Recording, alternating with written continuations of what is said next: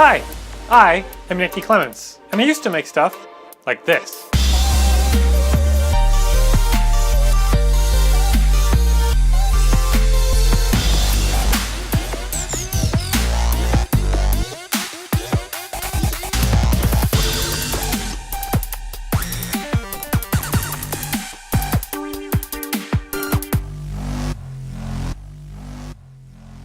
In my Jazza sandwich video, technically the very first video on this channel, I talked about frying buns. Now the point in that video was that just taking a little bit of extra time to do something like fry a bun can dramatically increase the value and taste of your sandwich. Today, I want to talk a little bit more about the process of frying that bun. See, an issue with doing that is buns are often deformed or concaved. So if you try and fry one, chances are the edges are going to get nice and burnt before the center has barely even got browned. Or the opposite might happen. Your center's going to get browned, but your outside's still going to be, fresh bread. Now, one way that I've been trying to combat that is I just reach into the cabinet and pull out a cup or one of these food hugger things. Basically just kind of plop that down. And that gives just enough weight to kind of push the bun down, and I get a much more even cook. But I don't really like just throwing random utensils on top of the bun, so I wanted to come up with a more dedicated solution. So I made these Bun Weights. Now I haven't actually tested these yet, so we're going to find out together if they actually work. And if they do, I'll show you how I made them. And if I don't, my sincere thank you for watching once again. Now I actually ended up making two versions. This one is just 2 pieces of 1/2-inch plywood, but that at first didn't seem heavy enough, so I went ahead and made a weighted version using some BBs, but I think this one is now too heavy, so it might not work as a bun weight. It might just squish the bun, but it might have an application somewhere else in the kitchen as a food weight. Because these food huggers, for instance, weigh about 88 grams, and those do just fine. My bun weight here is 132 grams, so that is plenty heavy enough. And my heavyweight bun weight is 303 grams, so that is quite substantial. But enough of that, let's just put some buns on the griddle and we'll give all these a try. So this bun has a really bad concave. Alright, so I think I'll just do a little less than scientific test. We'll test the random kitchen junk against the lightweight and the heavyweight bun weights and see what happens.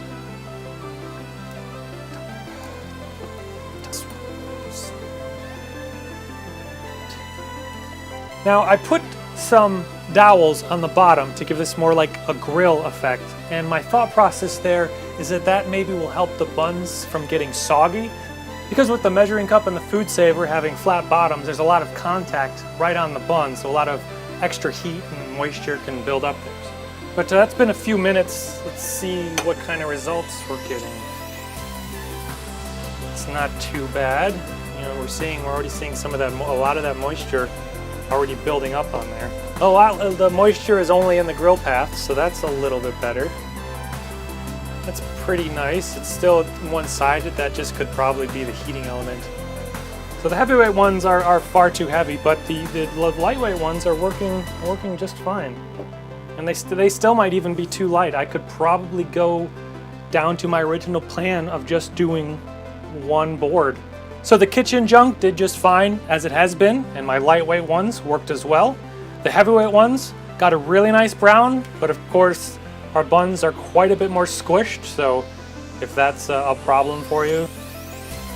So they're pretty self-explanatory, but I'll go ahead and show you how I made them. But I'm pretty happy with them. I'm pretty pleased with these results, and I think I'm probably going to find other uses for them in the kitchen that I haven't thought of yet. I think just having some sort of food weight could be really useful. I know there's steak weights, big metal plates you can put on your steaks, but as we can see, there's obviously other uses for where a weight on your food while cooking can be useful. Food weights, not in stores now.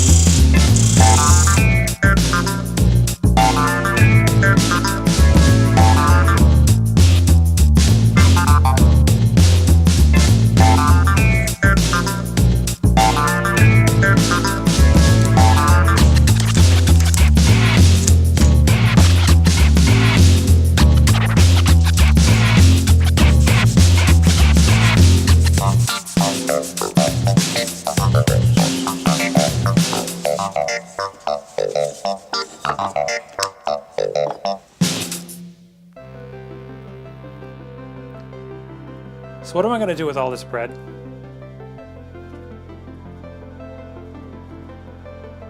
It's a really nice brown bun. Anybody want a sandwich? My sincere thank you for watching. Once again, I am Nick D. Clements. If you're wondering, Nick is short for Nicholas, and the D stands for dense. You dense Anyway, I'm off to make something else.